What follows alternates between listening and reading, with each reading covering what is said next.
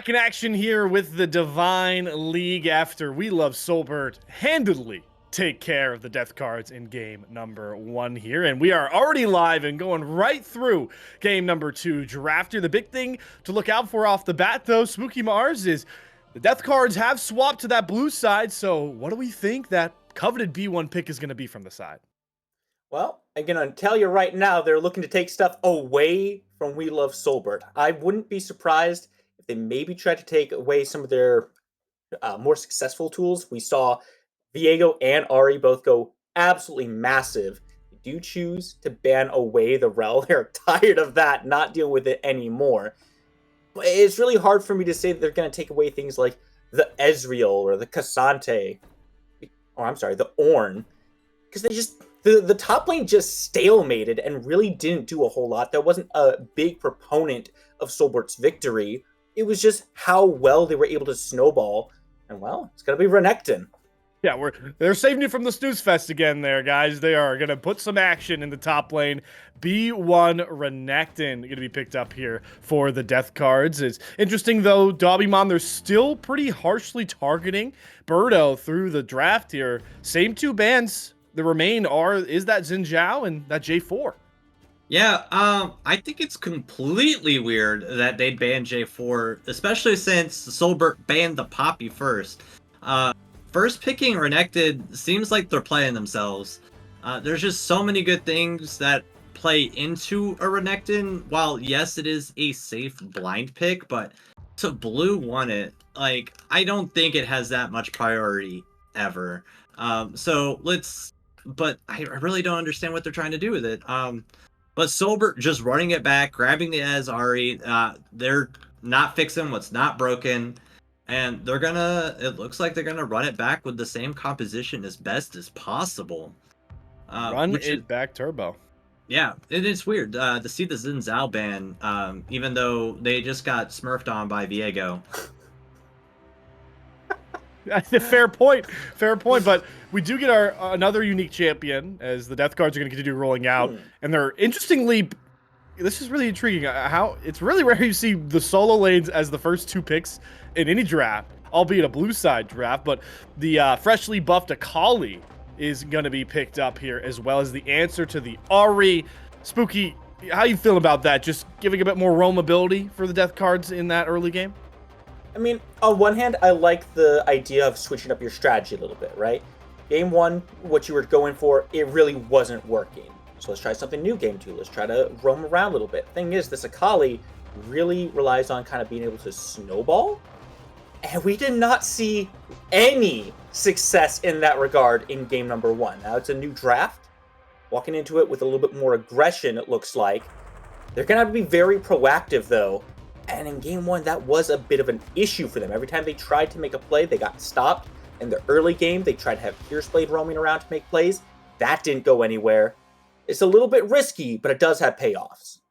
It could certainly pay off, and right now it feels like it's interesting. I'm curious how you feel about this take, Dobbymon. It feels like the old age meta picks are on the side of We Love Soulbert. They're still powerful, right? Ezreal's been around for a bit. Ari's been around for a bit. Sion has also been around for a bit. And then on this side with the death cards, it's the freshly buffed champions. Maybe not Renekton, but Caitlyn is certainly in a new spot with those headshot bullets coming a lot quicker and Akali buffs. It's kind of a battle to see which parts of the meta really could succeed on Summoner's Rift. A little fun tidbit. Yeah, but with the Soulbert squad, you really see that it's not just like old meta, it's also a lot of comfort and proficiency. The players have a lot of competency on these champions, and it is showed last game. Whereas DC basically just threw out their playbook and was like, we're just gonna go with what's broken. While it does have merit, it doesn't seem like this composition already doesn't have that synergy. The Akali wants to go all in, but the Caitlyn just wants to stay back and poke. And if anyone ever gets onto that Caitlyn, she has no maneuverability, and that Sion is going to stick to her like glue on a toddler. Glue on a toddler. That's a great one. I haven't heard that one in a bit. And I think, you know, that point you made is even really further reinforced from We Love Soulbert, because these two bans in the second phase are just so smart. for keeping that Caitlyn as a priority target. You take away Thresh and Maokai, who are just two really great peeling champions. And interestingly enough, the Death Cards take away another one of those peeling champions. They actually ban the Alistar, Spooky. Yeah, they're just trying to take away some of those aggressive supports. They banned away in game number 1. Granted, it was, kind of stop the counter. Actually, it was Soulbert who banned away in game 1, excuse me.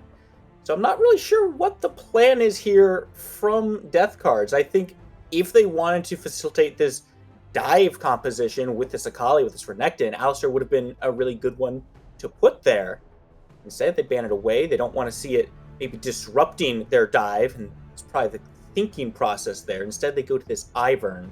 I gotta ask though, Dobby, does glue stick more to toddlers than other people? Yes. As a parent of a 2-year-old, I will tell you that there is nothing stickier than a toddler with glue. Firsthand. But and it's everywhere. But it looks like DC going a lot more peel centric for the Caitlyn as well. Trying to get that poke, which is what you're going to need to do versus the Ezreal to survive. So that the fact that Zeranos can farm safely and not be pushed on a tower this entire time, but it still does not synergize with that Akali pick. With hindsight, I would have liked the Syndra. It's really strong into Ahri, and I think it rounds out that team a lot better. But if Soulbert grabs this Blitzcrank, any isolation that they can create can destroy through those shields. And I would like to see one of those guys build Serpent Fang. There are 2 shields going in on the side of Death Cards, and that item is just going to be so much gold value versus this team. I will give some credit to the Death Cards, though.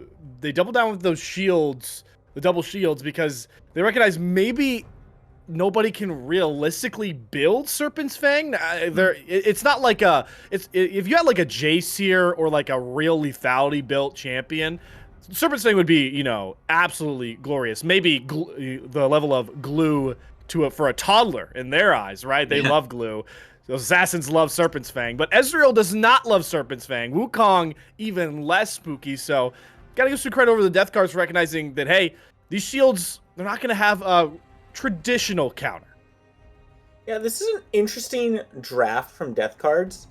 And what it looks like is they've taken this 2-pronged approach, sort of, where they can stack their shields onto this Caitlyn, firing from safety, while they rely on Renekton and Akali to just dive into the back.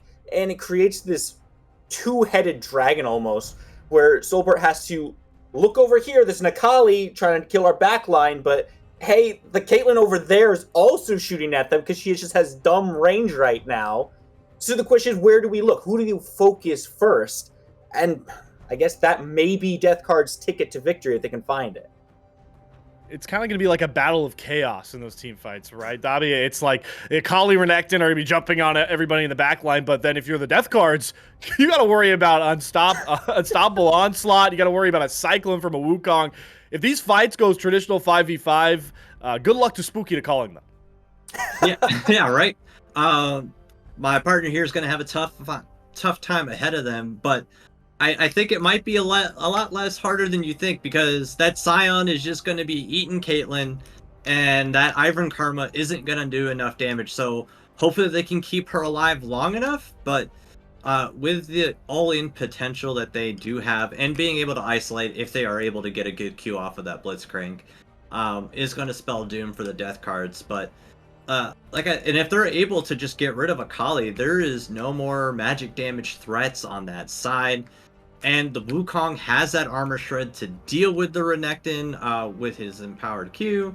And there's just so much potential for the Soulbert side that I think they feel very comfortable going to this game, especially riding the momentum that they just went through.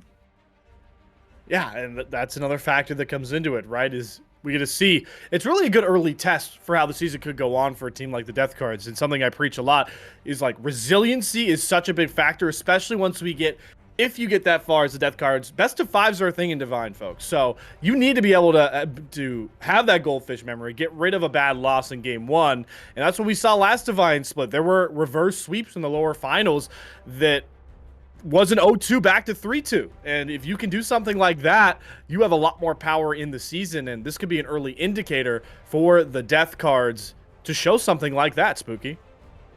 Yeah, it's like you said, it's that goldfish mentality, right? You have to be able to kind of forget the bad of what just happened. But it comes with a caveat, right? You can't forget everything because you have to take the lessons away from what just happened. And I think that's what we're seeing here in this draft. They've taken away some of that bad. They've said, okay, it doesn't matter if we were down 11,000, put that number out of your head.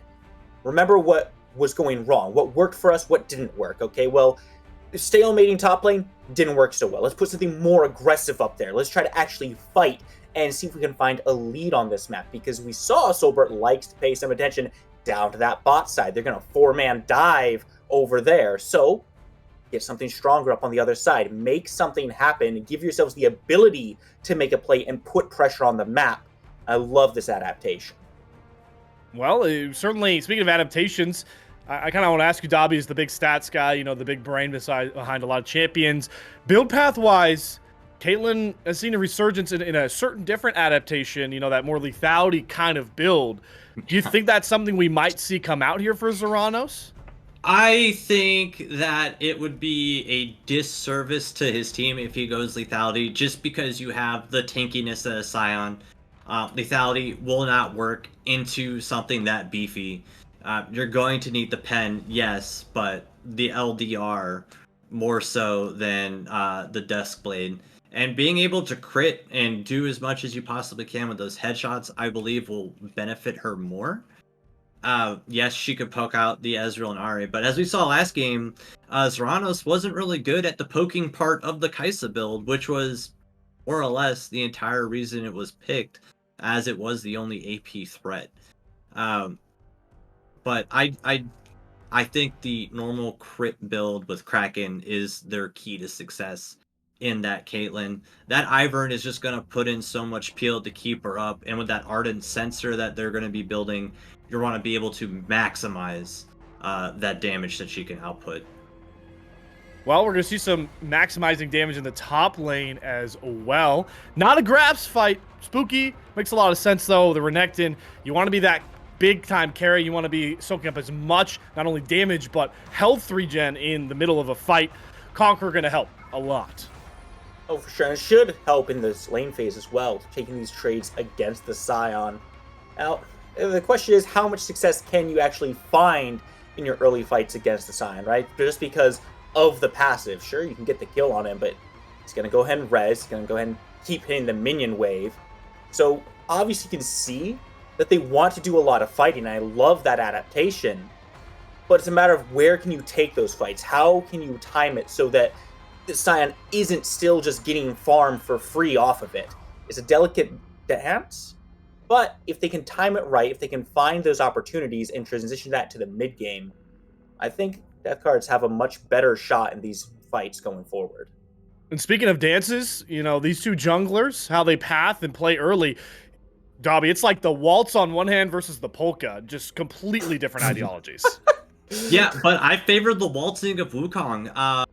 Because he's such an early game centric jungler, as long as he's able to invade and do everything he can to disrupt the farming of that Ivern, keep that Ivern in the jungle, keeping him away from the team fights, allowing his team to not skirmish, I think is the Soulbert goal plan here. But Ivern with that area, he's going to want to be involved as much as possible doing those healings. I think you're going to see a very supportive build, and even though he's going to be counter jungled, support build, still super cheap, still super cost effective, even behind, will be able to impact this game. Well, yeah, certainly we'll look for that impact. Mid lane, this is exactly the matchup I figured we'd have here. You got to run the electrocute back on that Ahri, makes a ton of sense. And Conqueror, still kind of the supreme rune to run on Akali when she starts getting a lot of those big combos out and activates that killer instinct. Can really just help her play the sustained games. So nothing too crazy in the mid lane. I do like that mana flow band for this Ahri, though, just to make sure she can get a lot of really good first poke out in a lot of these trades you'll see in the mid lane. You'll see, you know, they throws those Qs out. We'll get that mana regen to stack up the mana later, because mana could be a sneaky big problem for Ahri. And this mid lane matchup feels like it's really going to be Spooky battle of like who can get more impactful roams and who can get a farm advantage based off said roams. I think it's really reliant on this early game. Ari should just have better clear than the Sakali. Should be able to pressure her just a little bit, try to put her a little bit behind. If she can hit 6 first, that opens up a lot of roam possibilities. If she can start the snowball like she did in game number 1, Random Capitals is putting in the work there. I mean, constant flanks, big damage, and it feels really tough for the Sakali to find success against this Ari. So if you try going in aggressively, if you try diving, your dash can get caught by that charm, pulling you into a really bad position. Yeah, and speaking on pressure, pressure is all on the side of SDC here as they look to try and avoid an early sweep to kick off their Divine League split. And there's only one way to figure that out. It's time to get back to that same battle arena. So without further ado, Spooky Mars, Dabiman, take us away with game number 2. All right, back to the Rift. Boots on the ground. Thank you once again, Slayer, for taking us through that. Dabi, it's like Slayer said, pressure is mounting for these teams here, mostly for the death cards here, but also for Soulbert. They have to be able to clean this up, keep it clean, make sure they win this next match if they want to take this home in 2. Yeah, and you see they're doing the typical blitzcrank pathing. Let's try and get that cheesy level 1 burn a summoner, get a kill, but they find nothing, gonna reset, gonna allow him to get that early sweep since he placed that word down. And That's me, I hit those. If that's okay, I believe you. I believe that you believe you hit those. Absolutely.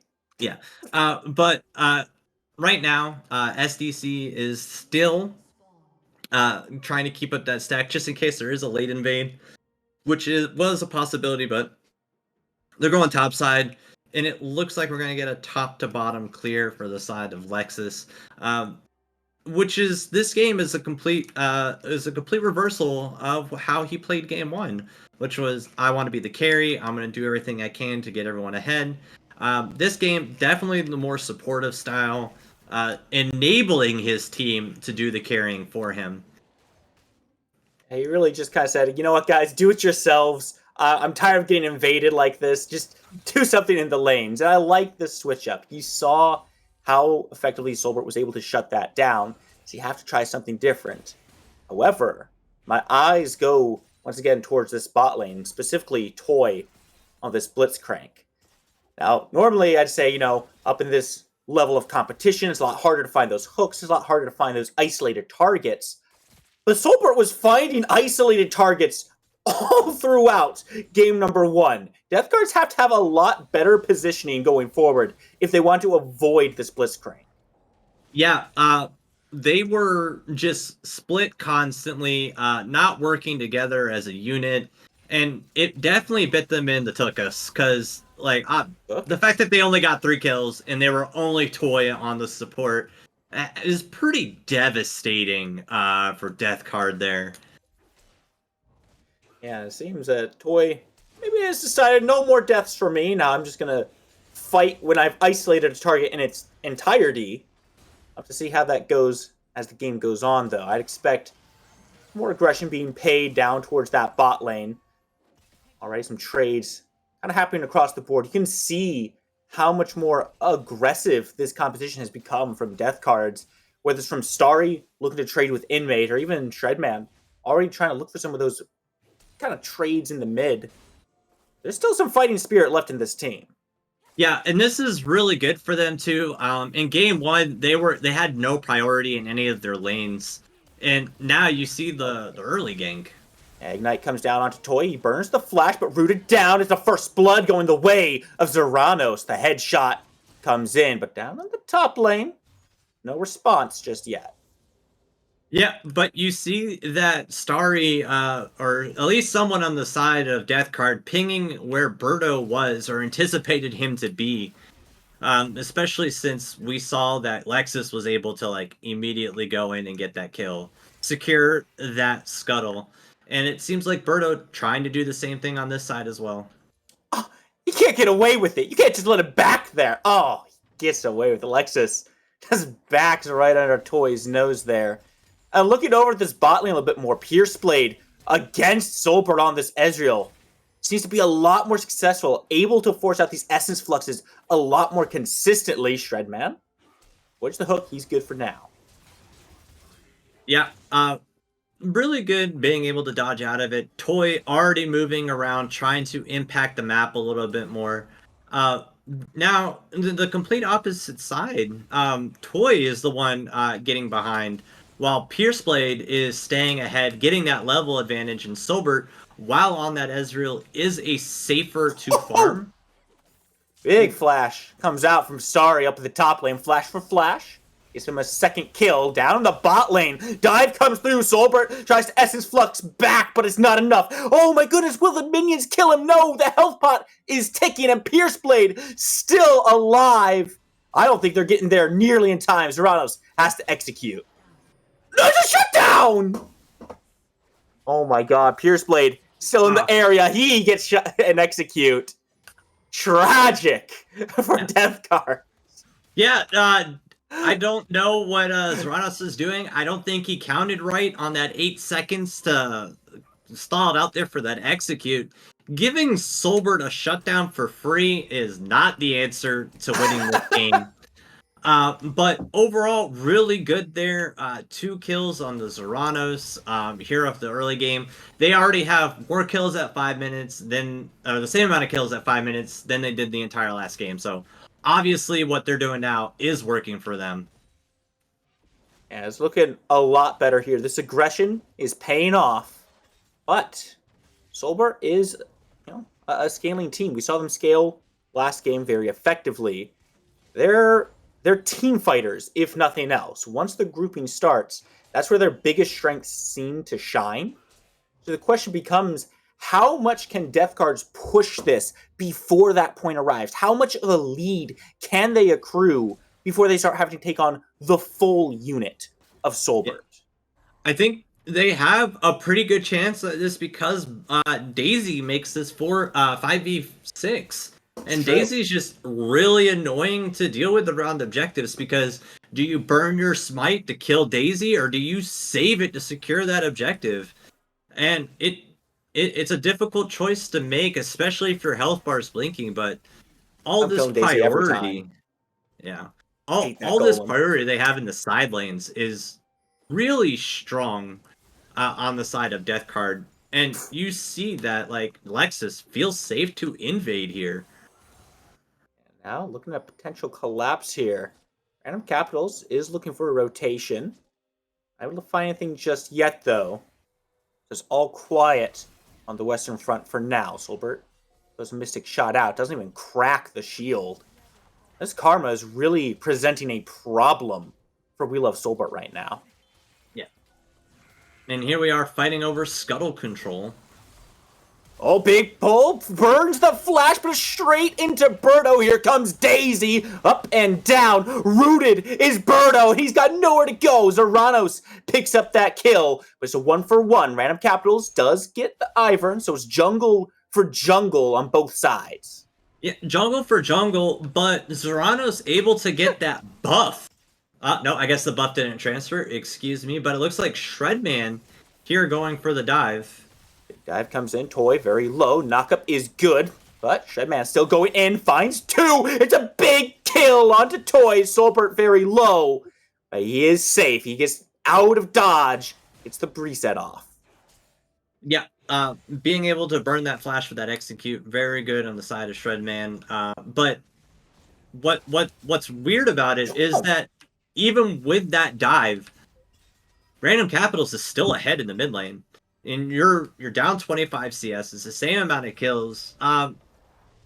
Your only lead right now, significant lead, is on that Caitlyn, who is easily almost like a K.5 up. Yeah. She's hit level 6 before Soulbert has that ultimate available to them up in top. That's just Scion things. You know how that goes. Despite the bullying that Starry's been doing, the CS is still very even. In fact, Inmate has a little bit more. So, sure, you're winning the fights up there. You're taking good trades. But you're not finding a real leverage up there, it feels like. No. And Scion is one of those things that can infinitely scale because of his shield passive. And it's just really rough to do. Boy has to flash out, just walks up into the tri-bush by himself. Yeah, Gonna that's be a gonna little bit of a be hurt. very dangerous for the side of Soulbert. They're gonna target Toy 100% now, trying to get this dragon. It looks like they're positioning with all this pressure they have coming out of the bot side to take it. Toy no flash makes him the easy target. But we see that Lexus is just taking that dragon for free. Toy taking so much damage. He's just gone in a heartbeat. I'm not sure why he stepped forward there. But, hey, Death Guards killed him all game last game, and they said, all right, buddy, it's time to continue that trend. 0 for 3 now. Dragon should go their way as well.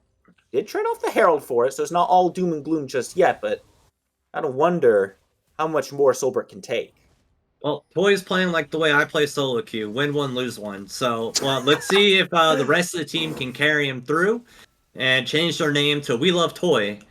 Just because they're going to have to do a lot of work here. Soulbert is 30 CS behind, and the only other true winning lane they have is Random Capitals on Ari. And she isn't your traditional AP carry. She builds the Everfrost and is more a utility and supportive style mid laner. And the question there is, how much can Random Capitals do winning this lane, right? Because Shredman is on this Akali who can just roam and deal a lot of damage across the map. Boy, it's blasted down there, but he's able to keep his life for now. Yeah, but with Toy being so low and that tower only having one plate left, it's going to be gone here. All this prio and all this pressure they've had, easy first tower gold for the side of Death Card here. Starting to increase that gold lead. They're up 3k, which is a complete item. You see that Death Card has 2 mythics before Soulbert even gets 1. It's looking pretty good for the side of Death Cards. Definitely able to come back from that loss in the first game. Berta now in some danger here. Has to drop the Cyclone and the Flash to get out of danger. Still, Shredman is looking for him. They're going to go ahead and take away these wolves, strip some farm away from Soulbert. And you touched on it there. 3,000 gold at 12 minutes. It's a good lead in favor of Death Cards right now. And it seems all they needed was a slight draft adjustment to really find their footing, get themselves more comfortable in this match. So right now, they're just taking control of this map.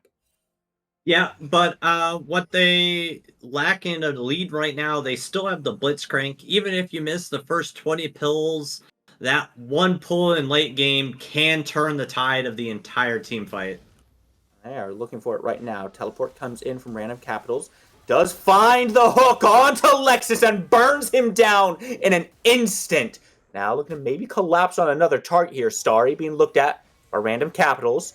Now the rest of the team is coming through. Pierce Blade is in the area as well. Charm doesn't quite connect. That's going to be a dropped kill there unless Toy can find himself a hook here. Going in, does pull him back in, finds the knock-up, locked down, but Flash out of the knock-up from Scion. Charmed back in, burning down, but it's not enough. Inmate looking for it, but the true shot barrage finds the true kill down onto Starry. He's going to be saying good night, Starry Night. Now Soulbert gets to back off. Yeah, that's a really good positive play for them. The fact that they were able to trade 2 kills for 1 there is really good. However, in the grand scheme, it's definitely a negative gold play. 2 plates added onto the side of the Caitlyn was already so far ahead. Yeah. Already with the Mythic, already with 4 kills. Easily half this gold lead of 4,000 is on her. So Zrano's unable to affect the first game, and in this second game, he's showing why he's the starting AD carry. Yeah, so far, this has been a story of the bot side. Zeranos and Pierce Blade have done an excellent job of controlling Soulbert, forcing those Essence Fluxes out of this Ezreal, refusing to let him stay safe. And we haven't really seen a response from We Love Soulbert on that until just now at about the 13-minute mark. And I have to wonder, is it too late? Is that too little? Should they have been there sooner? Should they just give up on trying to shut that side down and try to focus on other parts of the map? Well, I don't know about other parts of the map. Uh, I think they just need to do what they've been doing, keep the scaling ahead. They're doing very well in terms of like clawing their way back in. They're definitely got more answers than SDC did in the first game, but like like I said, being able to get that one pull with Blitzcrank, making it 5v1 at any point in any team fight, bursting through them, and then now you have this numbers advantage going into all fights. And we see that dragon spawning in a minute here, and let's see how well these teams prepare. I think this is going to be the next big team fight. However, we're missing a lot of Easy. key summoners going into this. Question is, how much of a numbers advantage can you get? Wow, they are burning Daisy down. 24 health left on that one. Should be pretty easy to take it down, but it's regenning so far. They're not able to kill it just yet. Toy misses the hook. Now he's locked down. True Shot Barrage cuts through 3, and in goes Birdo to finish one off. This Cyclone finds the kill. That's the first numbers advantage they're looking for, but keep an eye on your map there. Look at where Shredman is. He is looking to try to catch someone out. It'll be hard for them to catch anyone. Looks like it's going to be a reset. Yeah, and because they're pretty low and Lexus is still up, it's going to be very difficult for them to take that dragon for free. So they have no real answer for that. So it probably is going to go the way of Death Card here, since they gave up all this priority. And Shredman just took a look at Soulbert backing there, but they're not pulling the trigger. They are being a little bit more patient, and one has to wonder if it's too patient there, right? You get a little peek at the enemy team resetting.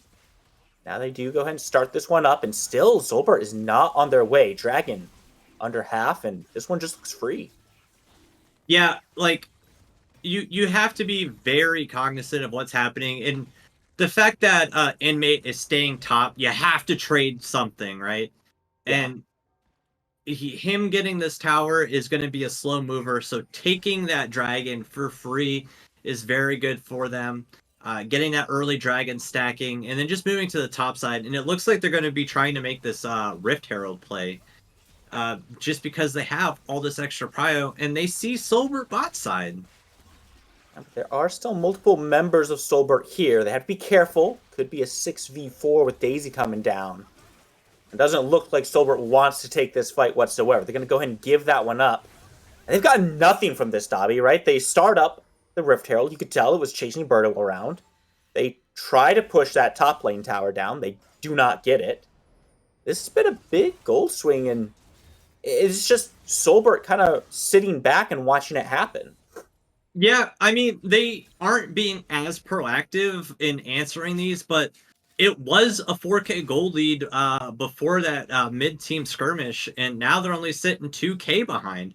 So they're definitely farming their way back in because they need... they understand their win con, and they understand that fighting right now isn't the answer. They're objectively weaker, but farming safely, getting to those item power spikes so that they can fight is what they're going for here. Yeah, fighting just doesn't quite stop up in the top lane there. Sorry, an Inmate. I think they're just seeing how much damage they can do to each other since they didn't get to do any in game number 1. Having a good old time up there, but Soulbert, same very active in this game so far. We're seeing Toy constantly looking, trying to find those hooks. Even if they're not showing up around these objectives, you can see the wheels are turning in their heads. They're trying to find some small picks here to try to get ahead in the numbers. And it feels like anything they land, any hook that does grab someone, could really just flip this game over. Yeah, they're trying the best that they can to stay in it, and it looks like things are very difficult for Oh them. boy. The big engage here. Toy being focused. Does have to burn the flash alive for right now. Birdo in the area. And so once again, we see the gears of war beginning to turn and then slowly grind to a halt as they fail to oil themselves with the blood of the fallen. And so it's just back to kind of an even state here. Birdo hasn't quite finished his boost just yet, still working on just those slightly magical pairs. So a little bit slower than the rest of the team. Tier 1 does end up falling. Charm does connect, but is there any backup for Random Capitals down there? There is not. So we're just having a little slap fest up here in the top lane. Inmate may not be in a great position, but the tower is going to stop Starry from going any further until the Slice and Dice might get him a double dash here. Does find the stun, finds a good heal, but no! He is taking a lot of damage. Tower doesn't quite finish him off.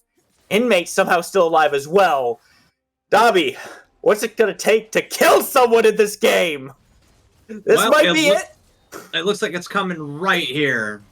Slice and Dice gets the double dash off, and finally he puts one down, but now he's got a Heartsteel proc, gets him over to Inmate. He's going to be able to walk away from this one.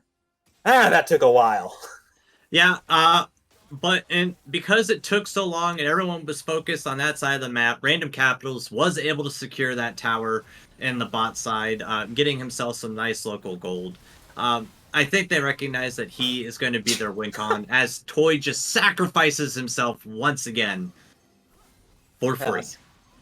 Sacrifice is a word I would use there. I mean, it feels like they're not respecting this tether from Pierceblade here. It's been causing them a lot of problems. It's champions that don't have dashes or blinks of any kind, just relying on movement speed.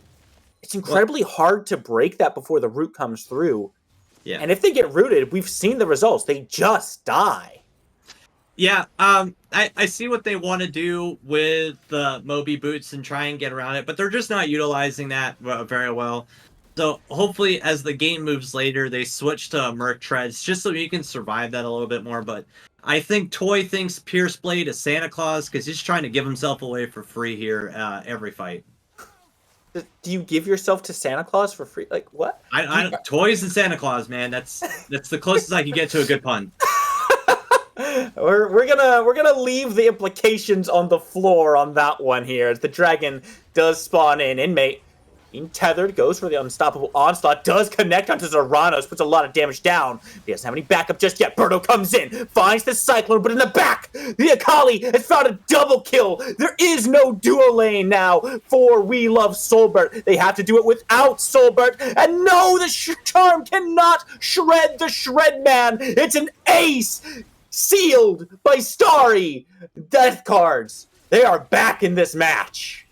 Yeah, Death Card's definitely answering back in strength, getting their soul point here, securing everything. Toy getting bursted out at the beginning of that fight. He doesn't have any sustainability there. No. Going for like the straight pick composition.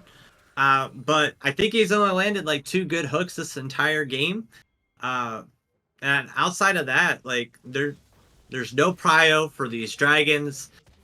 They had no good wave management set up for it. They should have just given the dragon away and continue to scale because that's their win con.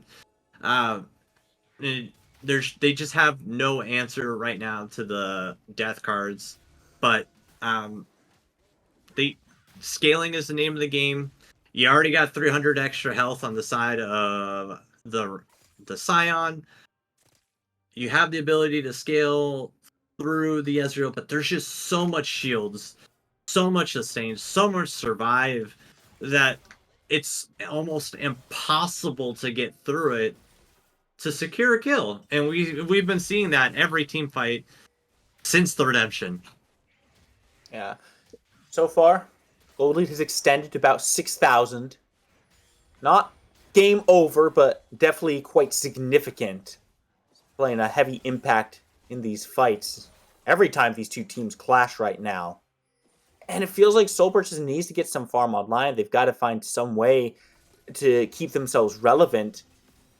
But how much can you give up, right? Death cards, they're on soul point now, so the next dragon you pretty much have to fight over. You're looking at only trying to get an Elder.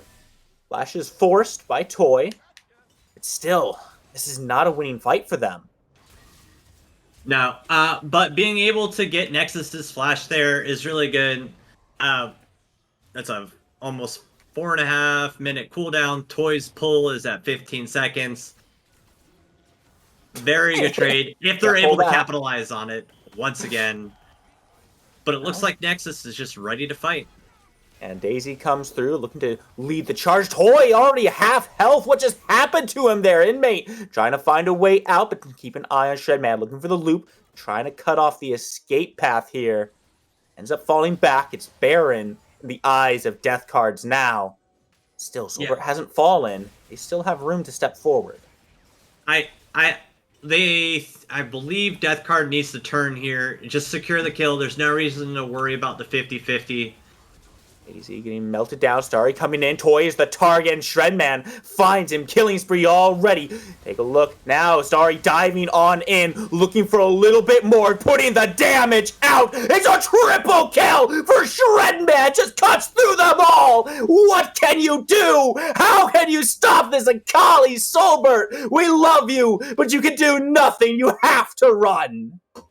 All right, the Shredman just went full Shredder on the side of those turtles, and they all looked like babies. Very, very good team fight from the side of Death Card. They were able to turn, and now they're securing that dragon, Baron, and Starry. Don't think we didn't see that slice and dice miss. We definitely did. But good secure, good overall team fight. It's going all the way of Death Cards right here, and almost exactly opposite of how it went last game. It seems to be blue side is the side of the winners here, but Soulbert next game gonna grab that blue. Let's take quick stock of everything that's on this game right now. About a 9,000 to 10,000 gold lead in favor of Death Cards. Pretty daunting to go up against. Taking a look at the items. Multiple components ahead are the Death Cards. Toy already a half health after a couple of hits. Daisy comes through, is charging towards Toy, and Inmate just gets rooted down. How long could he be CC'd for? Tries to go to the unstoppable onslaught. There's nowhere to go. Shredman now being focused out, but he is in the stasis. He's found himself a kill. Now looking to push forward. The Death Cards, they want to write a little bit more on those cards. Birdo is the target. Now going in. Toy tries to find the hook, but it just seals his own death warrant. Daisy's still pushing forward, getting melted, but that is just an NPC. It's not even a champion, and finally it falls down. 3-2 alive for this defense against 5 from the Death Cards. This is a tough one. The Death Cards are going forward. Tower being shredded, decimated, and this may just be all she wrote here as the Soulbert squad tries to respawn, tries to step forward. True Shot Barrage is not enough. This is going to a game 3.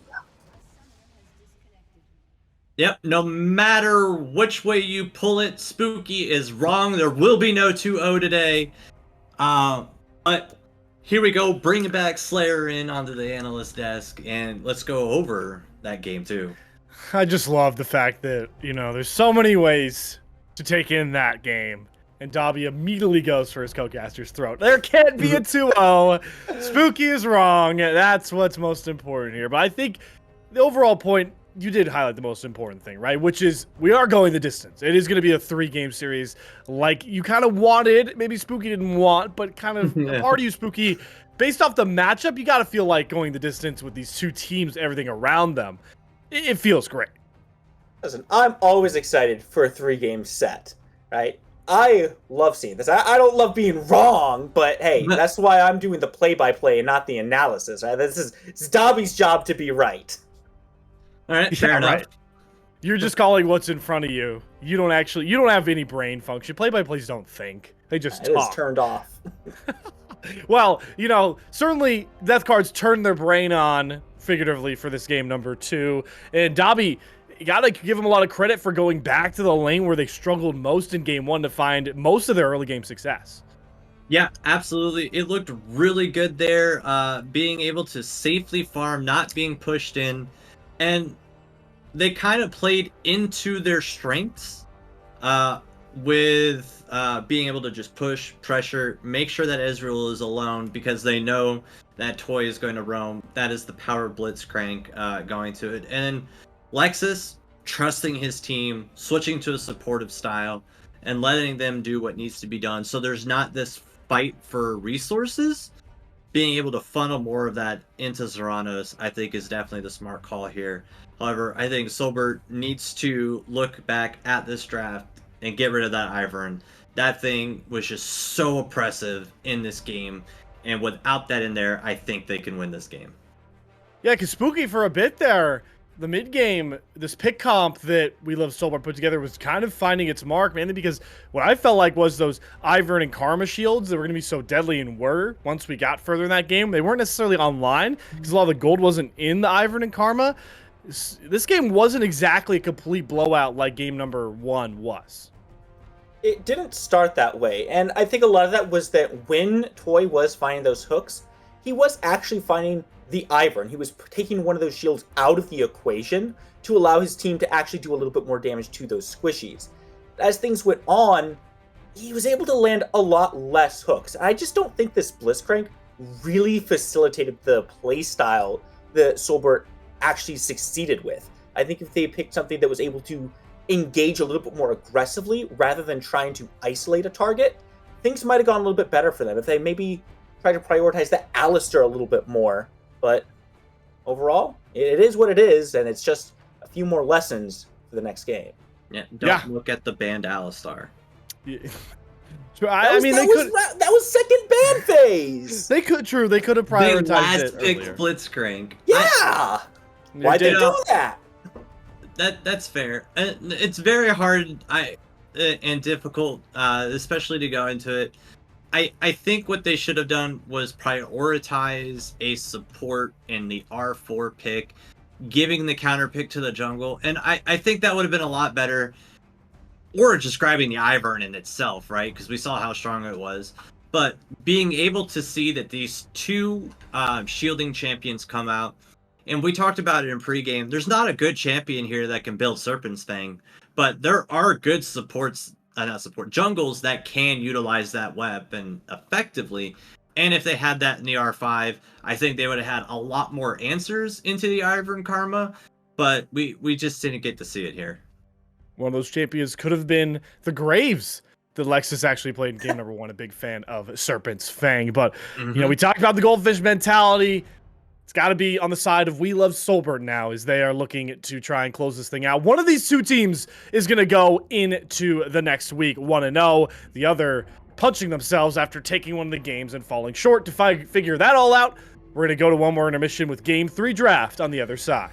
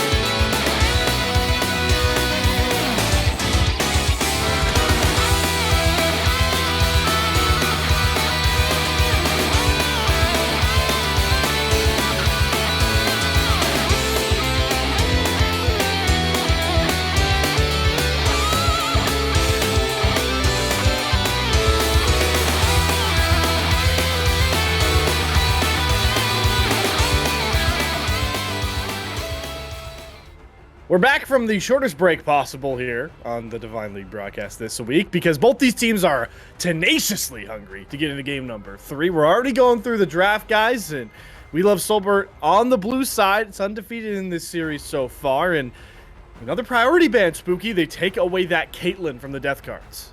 And the Renekton as well. Ooh, So, yeah. Soulbert, recognizing the pieces from death cards that worked for them, taking those off the board. They've won a game already, so makes perfect sense to take away those winning factors for the other side. Try to put them back in an uncomfortable position here.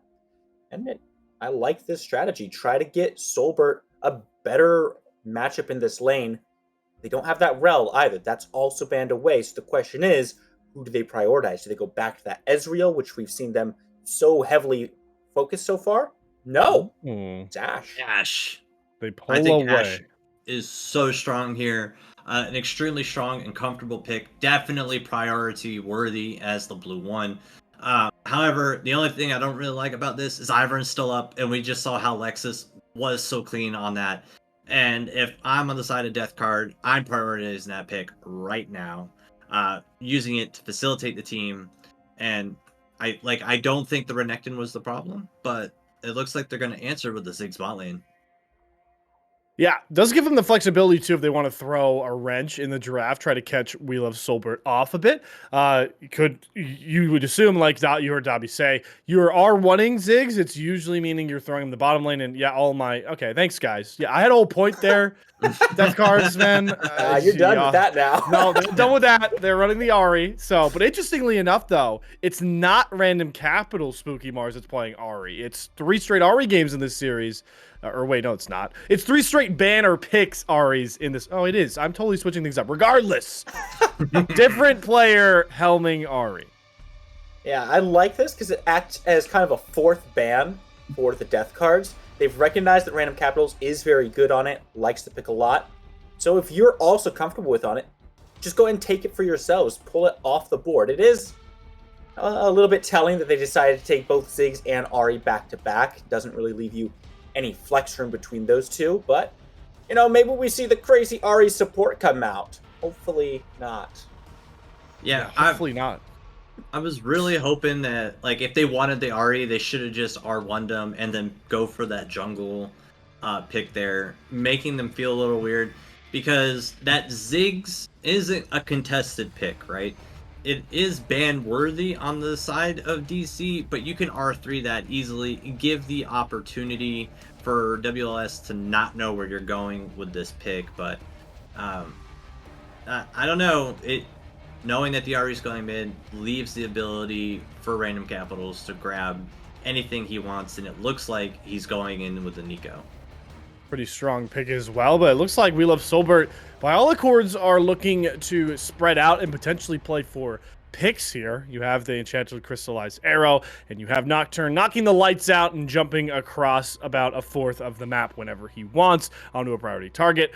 And I like this reinforcing, though, from the death cards, right? Is Nocturne, where he succeeds, Belveth is waiting in the wings, and when Belveth succeeds, that later game, Nocturne is just going to have nothing to do with Belveth. It's a really interesting dichotomy depending on how long the game goes, Dobby.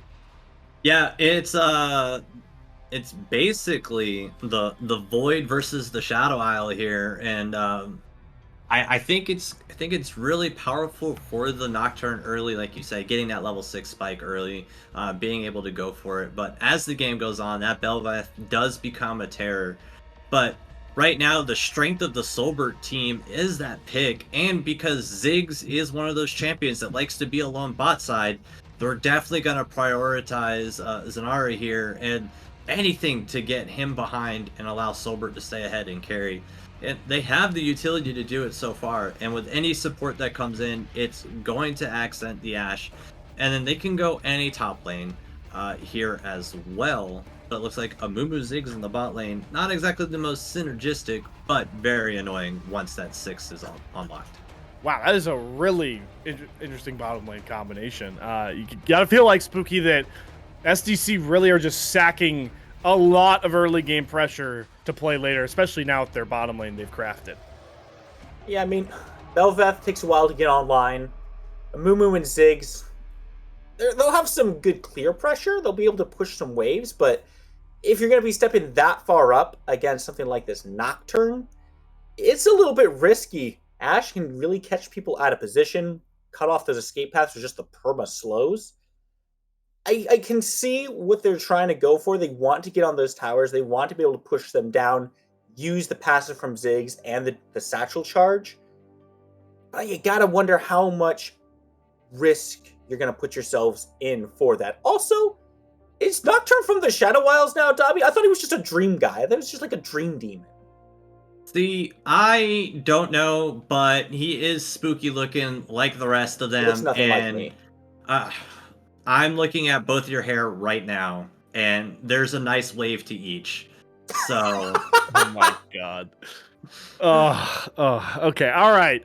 Enough puns. I swear, you guys, waves, puns. This is getting a little funny. I will say though, pivoting back to the draft, got some very interesting picks to round out this draft. One thing I want to point out, Ash Melio, you talked about the buffs, Dobby. Ash and Melio really terrorized a part of this calendar year so far in the bottom lane together. So we'll see if that strength is back. But what the hell do we have in the top lane? Garen is traditionally really good in the Cassante just because he's annoying and can self-heal, running in and out. I think that's what they're trying to go for here. And then Garen, as long as he's able to just run past everyone and get onto the Ashe, will be super annoying. And that seems to be the Death Card's plan of action here, is just to go all in, get rid of random capitals and Soulbert, make sure there's nothing that can be done here. But Melio, an absolute counterpick to the Amumu. As long as you're not captured by that Curse of the Sad Money, you're going to be able to make sure everyone's safe. Being able to put that extra range onto the Ashe, allowing her to poke more. And she's going to outrange everyone in this game with just her autos. Without Melio, with Melio, she's going to be able to hit that tower freely, minions or not.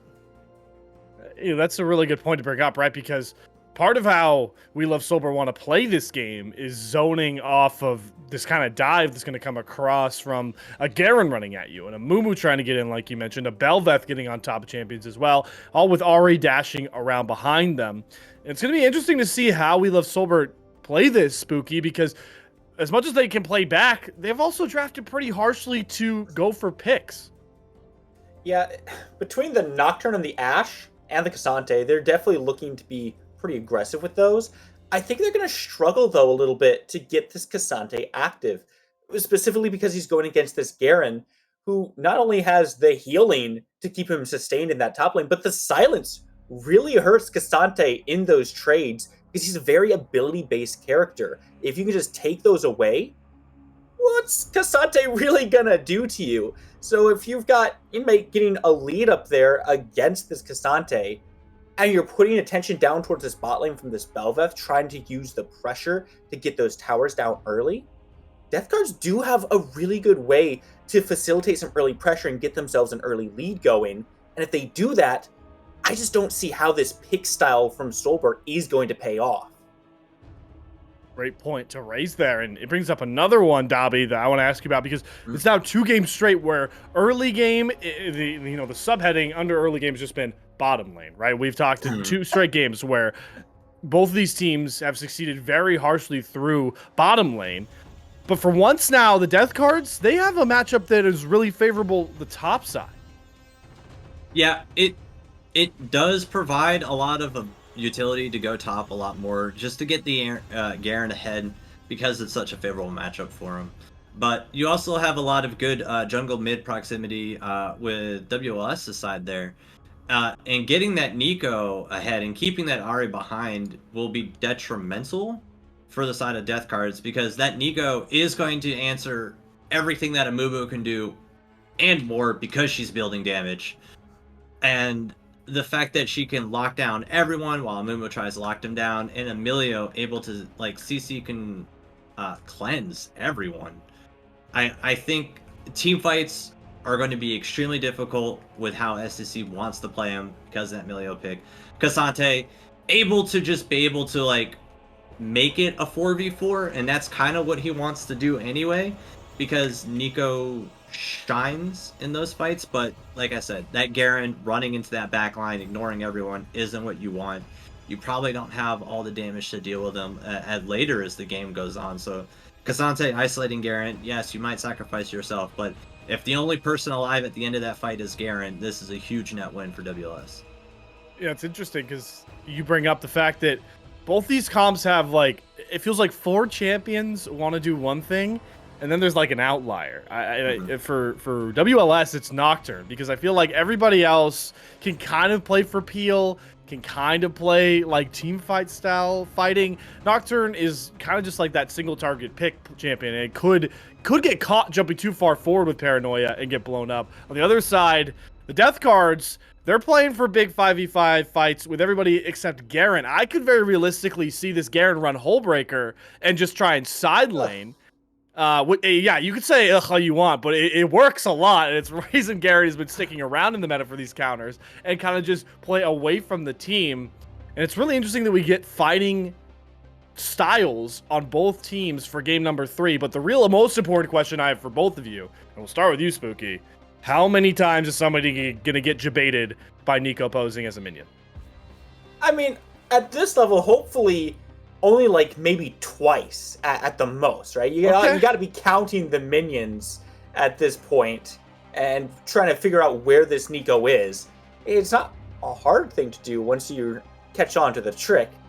Maybe the first one sneaks by, gets a little bit of extra damage there, but I wouldn't expect them to be caught too off guard. Dobby, are we feeling that? If you had to set a bar, more than twice, less than twice? I'm going to go 3 times, and one of them is going to be as a ward. As a ward? He specifically said minion, though. Well, okay, 3 times, and then the 4th time will be as a ward. Okay. There you go, Spooky. There you go. But all right, Mr. Semantic. Mr. Semantic. All right, regardless, you know, I know your prediction is kind of dead in the water, Spooky. Well, I guess you could still get some points for the We Love Soulbert winning.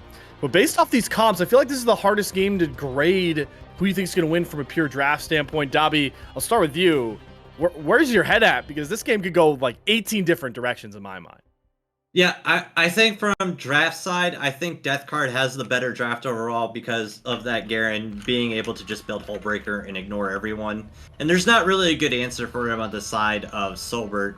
I think Soulbert has the better mechanics and the better team orientation here. I just think that Garen is going to be an extremely difficult thing to deal with, and I think that's what makes Death Card's draft so good. Spooky, sharing that sentiment?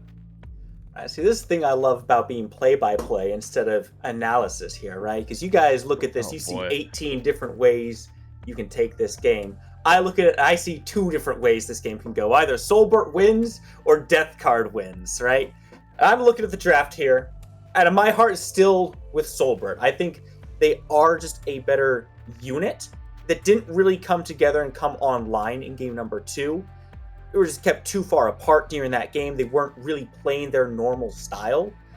This draft, to me, looks much more suited to what they typically want to do. Fight as a group, catch somebody out, dogpile on them, and then proceed from there. There's no Daisy to throw this wrench into things to turn the fights into 6v5s or a losing numbers advantage to an even one. I think Soulbert is much more comfortable here. Wow. Okay. I do want to first of all say, Spooky, you know, you're talking about, you're throwing me in the analytical camp with Dobby. I'm a play-by-play, man. I know I'm hosting here, but I'm also a play-by-play. So I don't know why I'm being thrown in. I guess I'm looking at it a little more analytically from the host desk, regardless. Nature of the beast. Nature of the beast, right? That certainly is a good point. But no, I think you guys both perfectly highlight the fact that you're kind of proving my point, Spooky, by picking We Love Soulbert. There's just so many outcomes that can happen. Both of you thinking they could go 2 different ways. And it is important to remind the big scope of things. Our defending champ of Divine is not here this split. So really everything is up for, you know, no pun intended, the cards. All cards are on the table for somebody else to challenge that champion title. And it all starts in week number 1, and it's all about to end week number 1 for one of these squads. If you're thinking undefeated, we're finally ready to go into game number 3. So without further ado, for the final time tonight, Spooky, Dobby, take it away with game number 3. Well, one way or another, someone has to fall here tonight. Thank you for the last time there, Slayer. Let's get back into things here.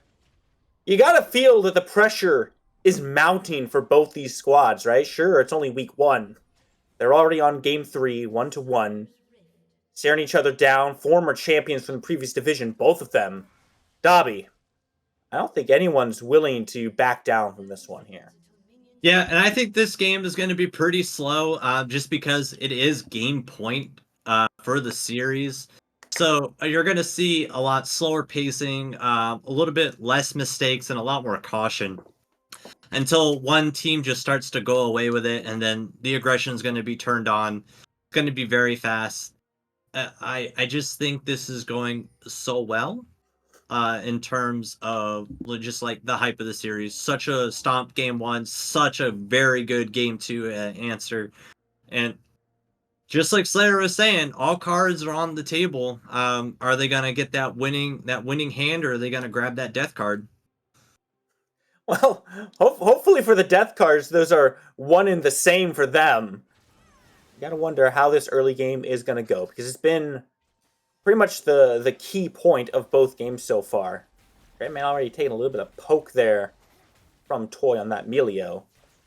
You gotta wonder, where do these junglers look here? Previously, it's been all on that bot side. This has been a conversation across the desk. Well, what's next for these junglers? Well, we highlighted it in the pregame that they want to get Starry ahead, right? So you see Lexus starting from the bottom. He's going to go topside, try and facilitate that early lead here. And you see Birdo doing the opposite, going bot side, where they had success in the first game, and try and keep Zeranos behind going into this. And you see Random Capitals completely decimating Shredman here in the early part of the game. And they're just surviving as well in the 2v2 bot. And to be honest, like, if I'm Soulbert, I want to be pushed in. I want to have the ability for Birdo to come in and gank and get that 2v3, getting that first blood in the bot side of the map. Yeah, if you can facilitate that rotation, could be the big key for Soulbert. They have to just make sure they don't give up too much for it beforehand. In the mid lane, like you mentioned, things are going slightly in favor Random Capitals here.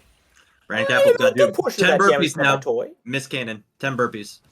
Oh man, Soulbert, you're brutal on these, man. Like they got a game to play. You're trying to kill them with these burpees.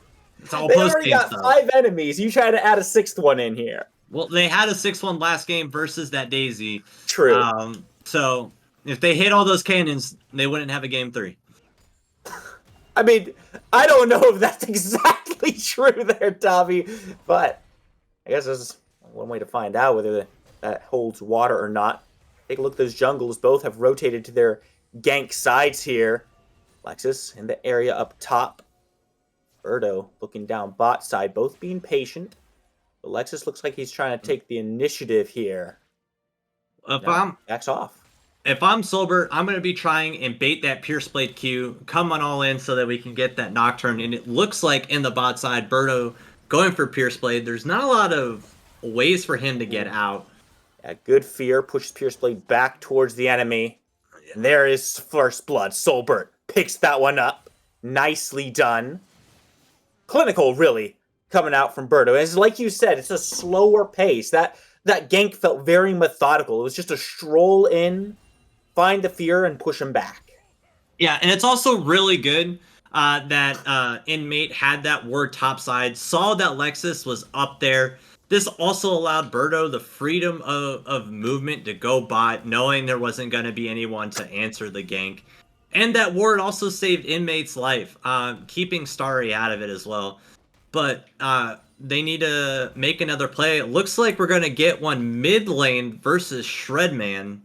And Birdo coming in caught out of position. Over the fear, flash comes through, but it's not enough to break the tether. It's a flash in from Birdo, and Random Capital picks up the second kill now of the game. Both going to We Love Soulbert.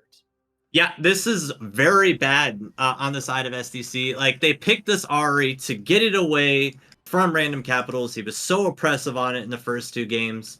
And now, it doesn't matter what side of that matchup he's on, he is ahead in this 3rd game. And as long as we're 1,000 gold at 5 minutes, it doesn't look like a lot, but if it goes on this trajectory, then we're looking at a game 3 for Soulbert. So we're going to have to see Death Card answer in kind here, but none of the lanes are winning. The only person ahead is Lexus, and that's null and voided by the assists that Birdo is getting for his team.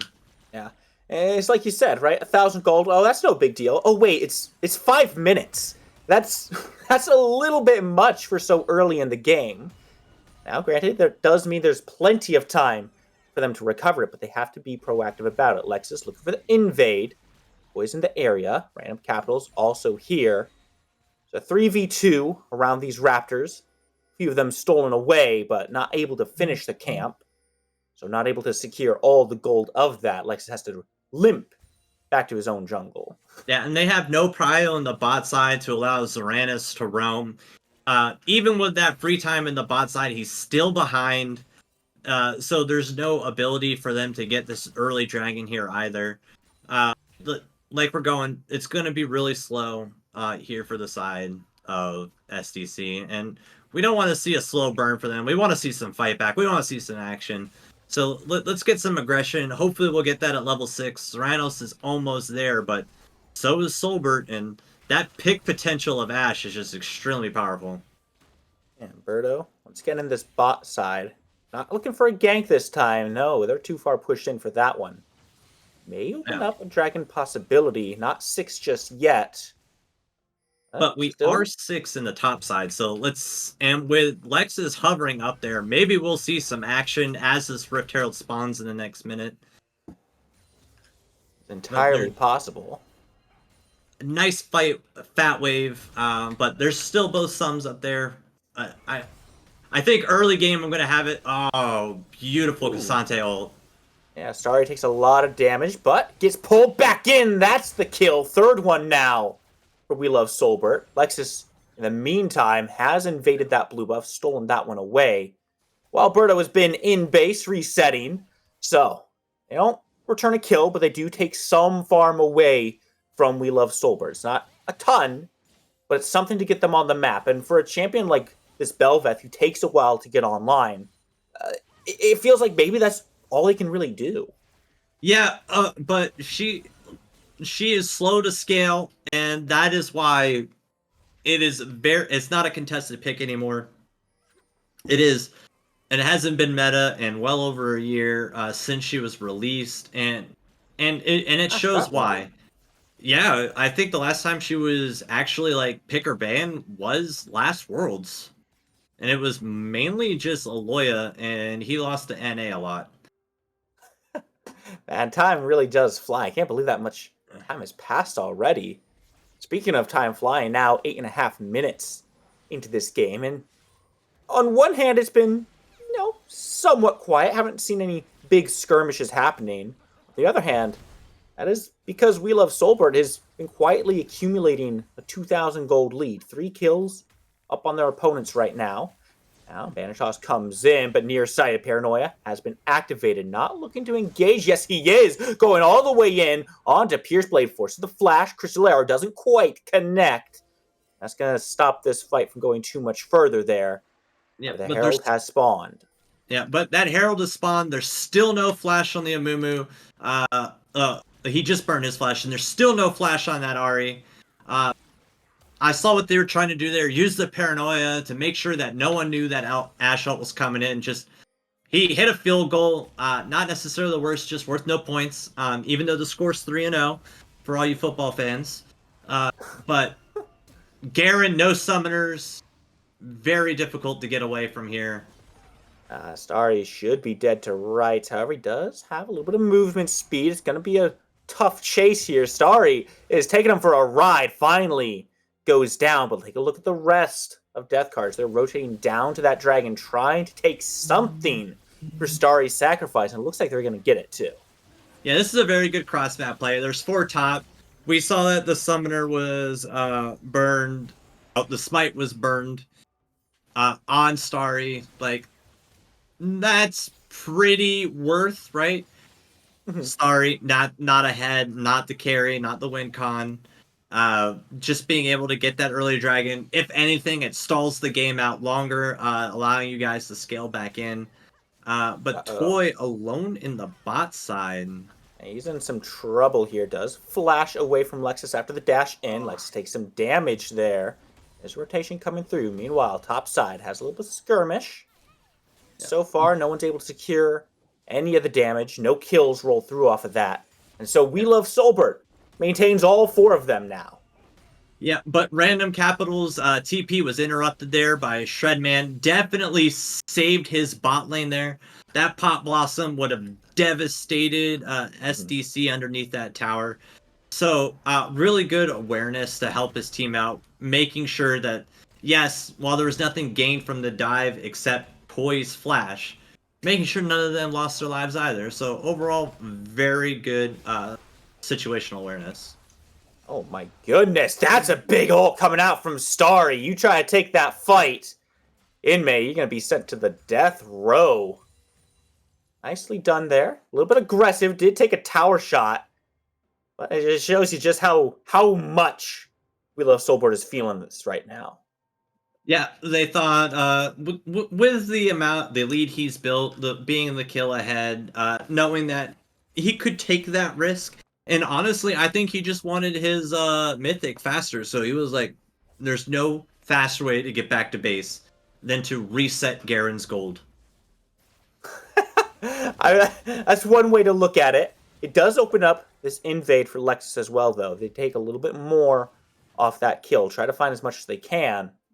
And this is a smart macro play coming out from Death Cards. Able to shore up just a little bit of that gold deficit they were at. They're still sitting at a pretty comfortable position, right? Sure, you're down 1,700, but that's still workable. That's not a terrible lead that you cannot fight back from.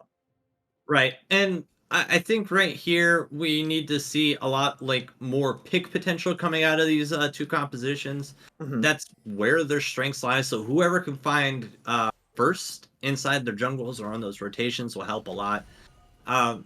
We see Pierce is setting up in this mid side, but I don't think they have the power to go through the Pop Blossom ultimate if they were to go for it. Plus the fact that Birdo is around within range, able to facilitate any gank with a counter using his paranoia. There's just not a lot of good answers for the side of FTC to engage freely, which is why they need to make those picks. Yeah, that's the biggest thing. There's that paranoia, right? You try to make a play, and the lights go out. You can't see a thing. And you have to start thinking, okay, well, where was the last time we saw Birdo? Anyone have eyes on him?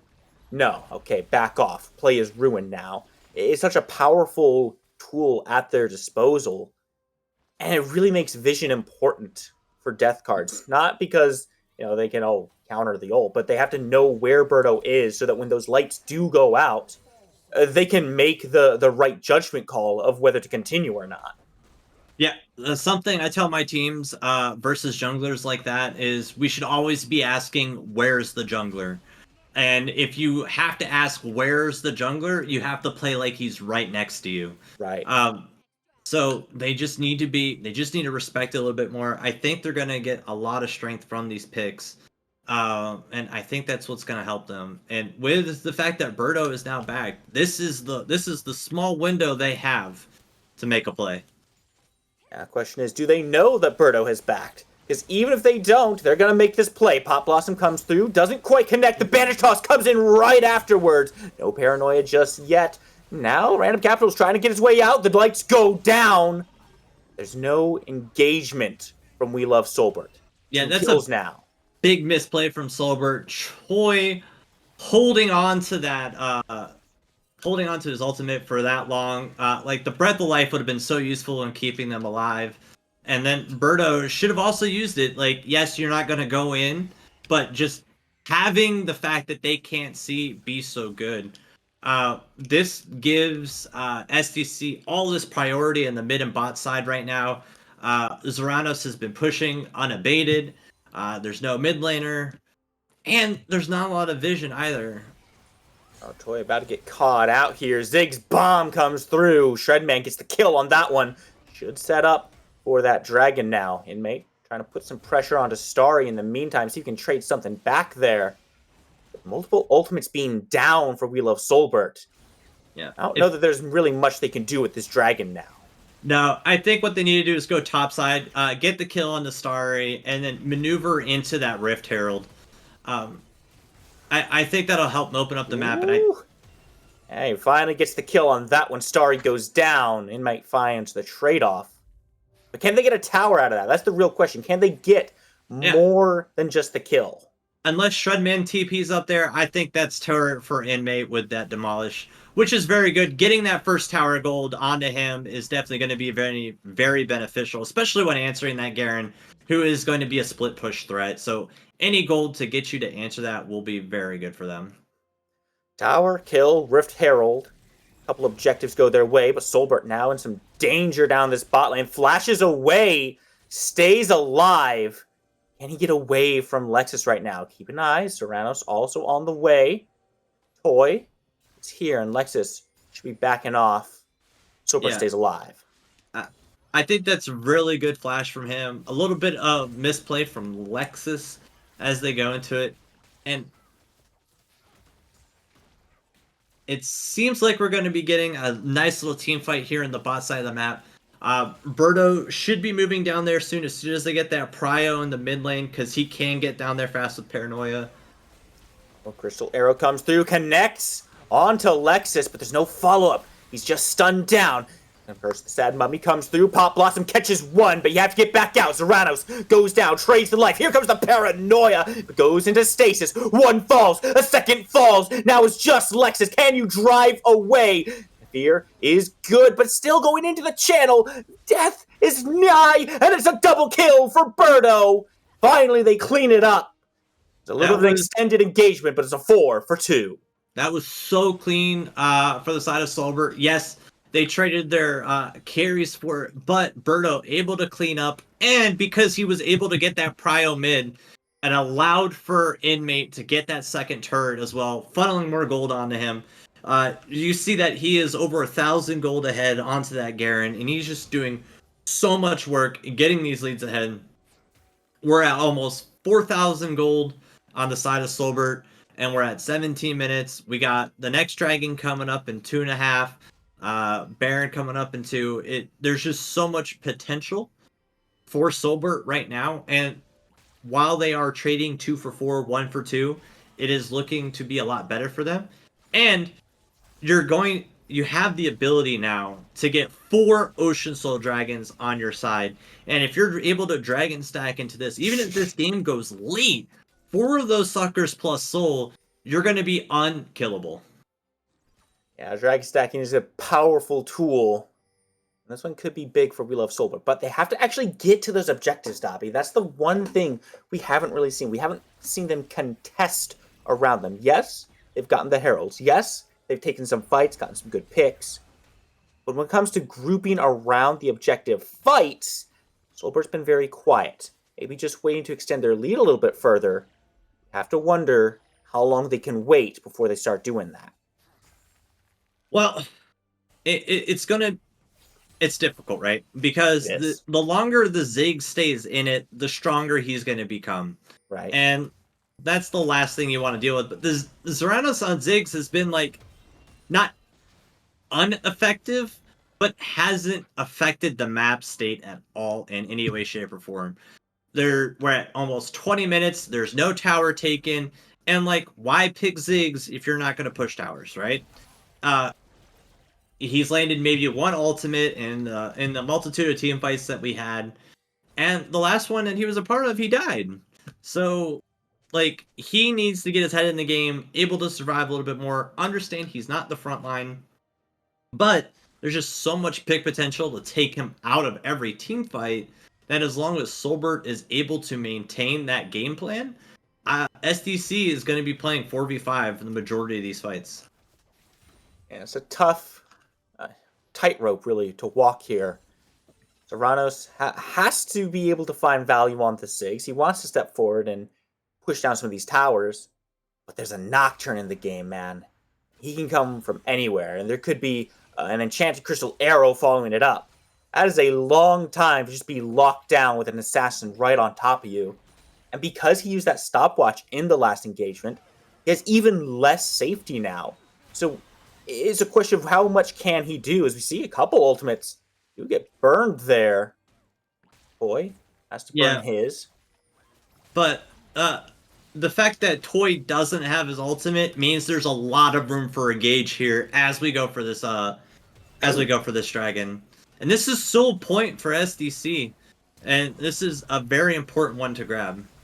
He comes through. Pop Blossom looking for some value. Catches one, and Zeranos is already gone. It's the pick you were just talking about. Inmate takes one through. Pierce Blade is in a little bit of trouble, but Shredman is able to turn things around, bring the damage back through, and it's Soulbert who is falling apart. Birdo's still alive, still healthy, looking for a way back into this one.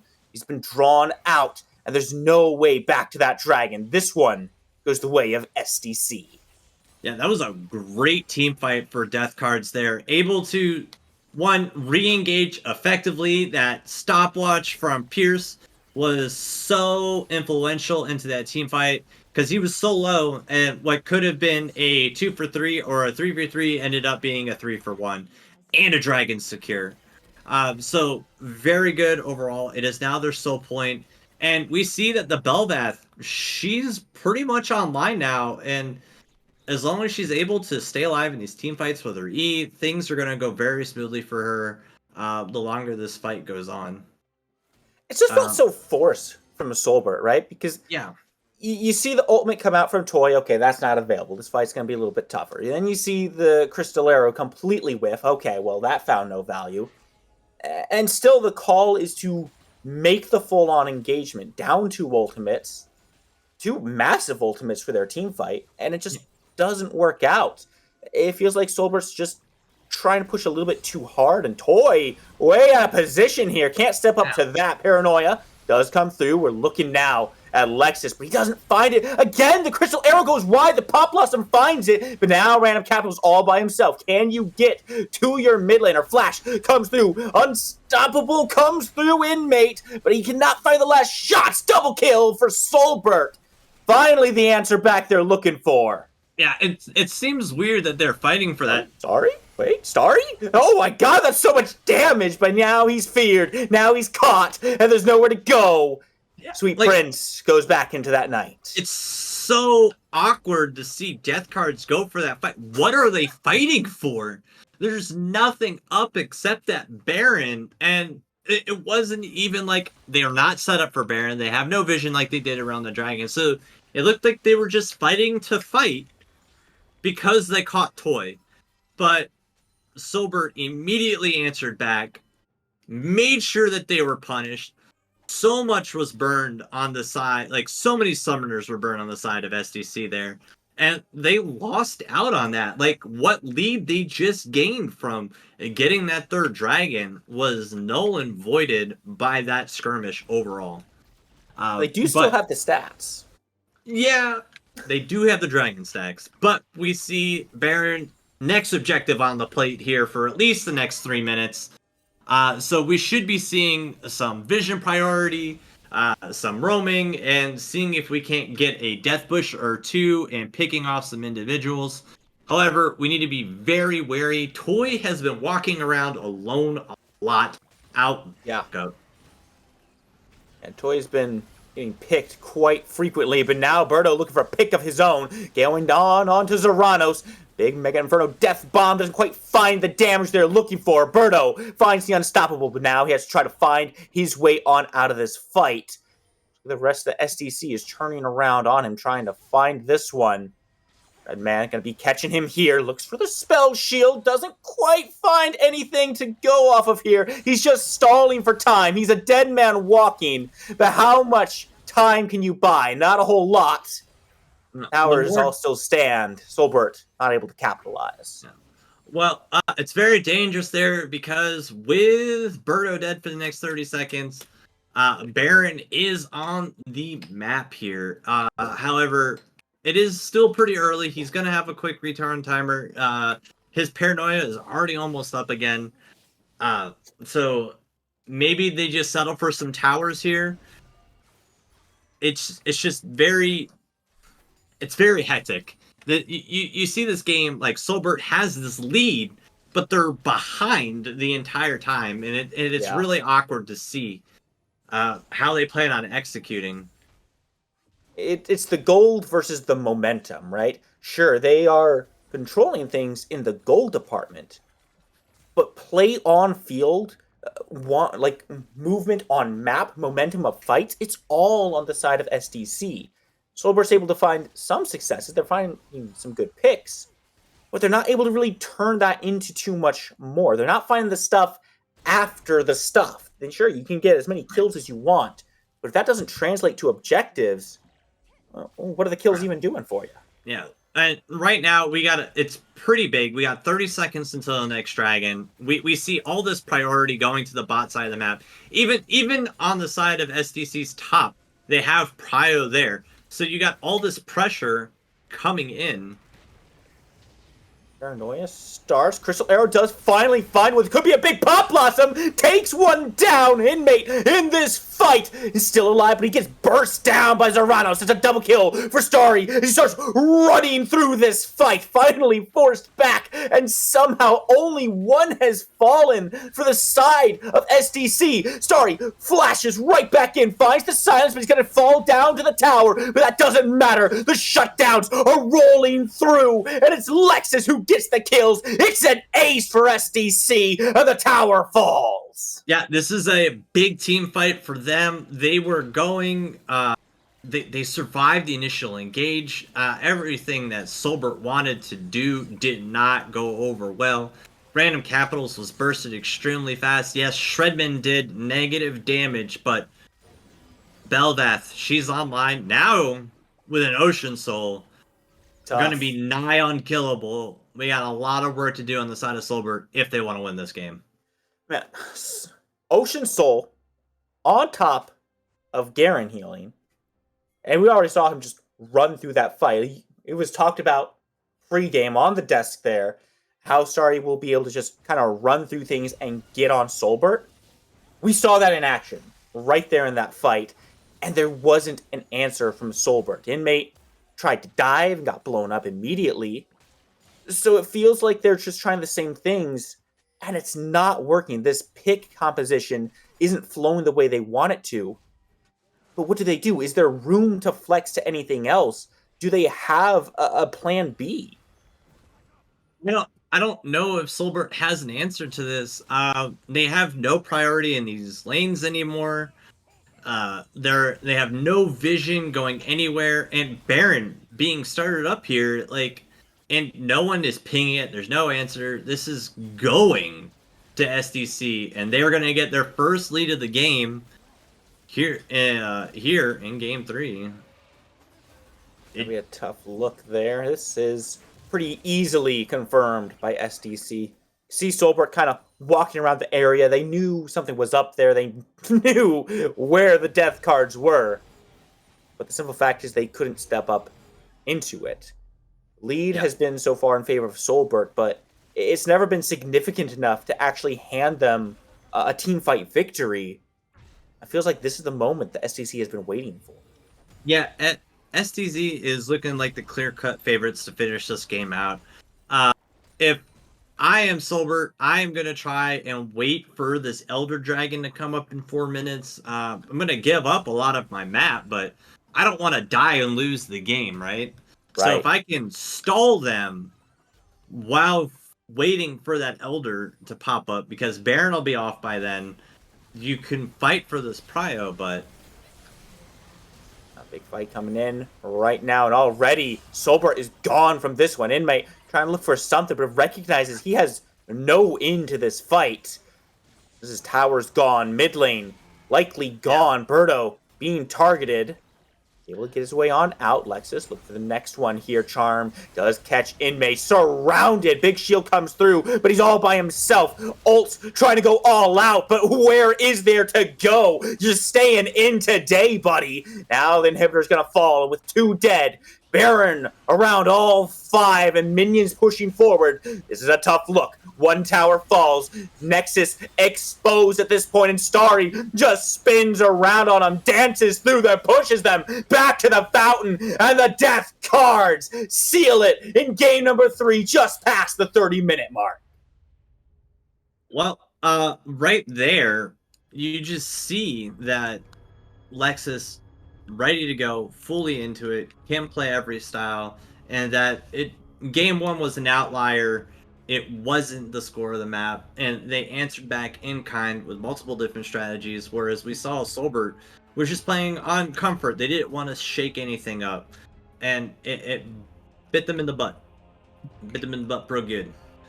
Bit him in the butt real well. But the big lesson that has been learned today is towards Spooky Mars and Dabimon. It's to know that I am the king of predictions here in Divine. Bow down. Nah, I'm kidding. Gordo also had this prediction, by He the is way. the divine. I am the Divine one in Divine League. Yep, but no, the death cards.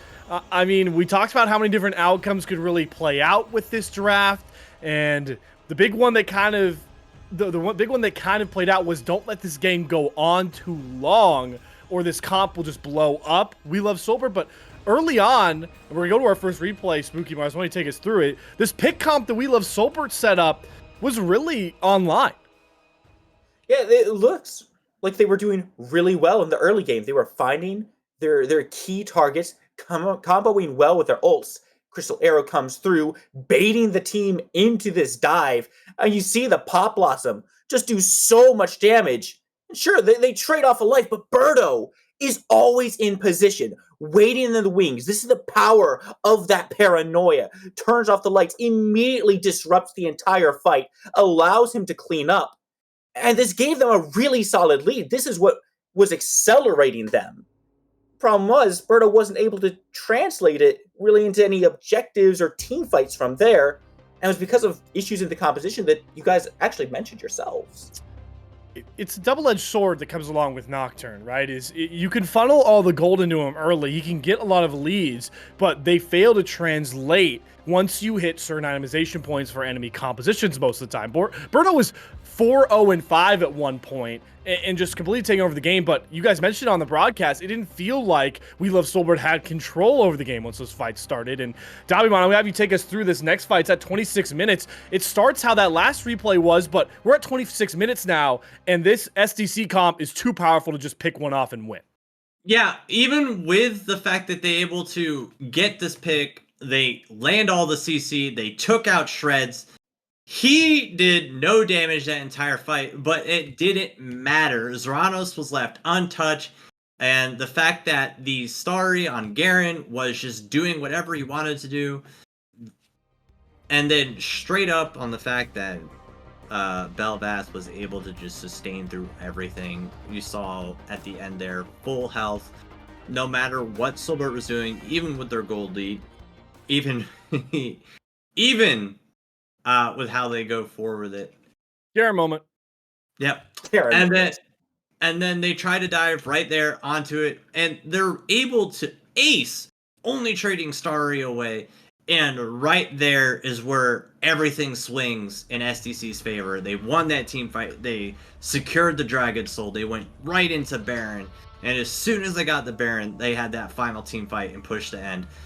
The Voidlings from Belvath just executed everything perfectly. And with that wave, there was no answer with how long those death timers were. Yeah, and the one thing that they succeeded well, despite the fact they were down gold for a lot of that game, was they would prioritize dragons the whole time. And off that fight, they were able to take Ocean Soul and set up for Baron later. And like you heard Dabimon talk about, it's just way too hard to shut down a Belveth once you get to this point in the game. We'll go to our final replay. You guys just saw it all at home. It takes place about 29 minutes in.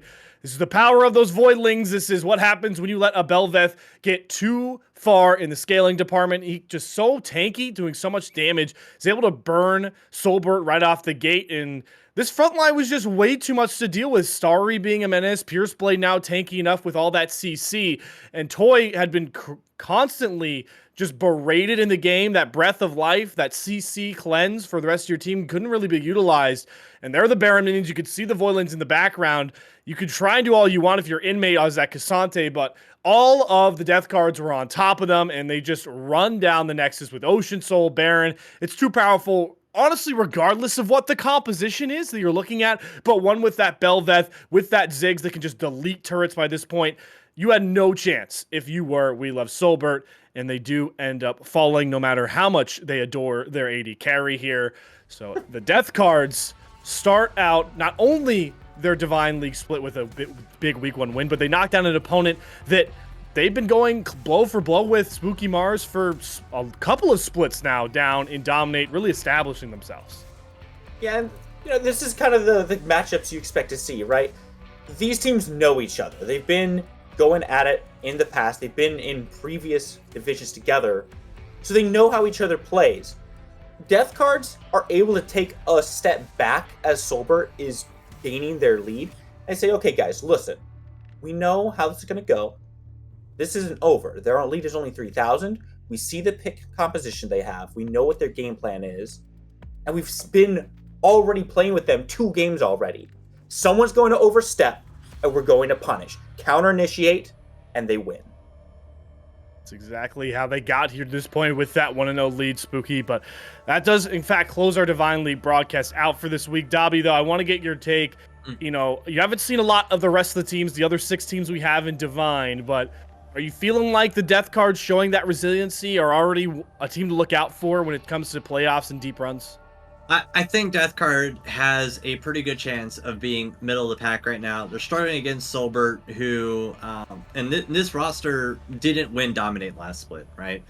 They got pretty dismantled towards there in the end of playoffs, and they think they're ready for Divine. Death Card showed that maybe they're not, but if Death Cards is having these issues in these early game parts of the map, they have a little bit work to go if they're gonna compete with these other Divine players. I like the take a lot, Dobby. It's the honest one, is that there's still a lot to clean up. The Death Cards, you get that win this week, you still are in a whole nother league, literally and figuratively, with Divine and Soulbert. Lot to clean up there as well, but we have a full split ahead of us, ladies and gentlemen. Big shout out, as always, to Spooky and Dobby for coming off their first ever taste of Divine League, killing it on the broadcast. Make sure, though, to stick around with Risen, because we're running leagues all week long, all fall along. Dominate gonna come up, Draft League on Friday. Make sure to come back for that, and the return of the Uncapped Champions League will continue on Sunday. Of course, though, make sure if you're a big Divine League fan to come all the way back next week, next Monday, to see some more Divine League action. But for Spooky Mars, for Dobbymon, for our 2-headed dragon of producers, Caddy, and the new Leche that we're happy to have on board, it's been Divine League this week. We'll see you guys soon. Until then, enjoy the rest of your week.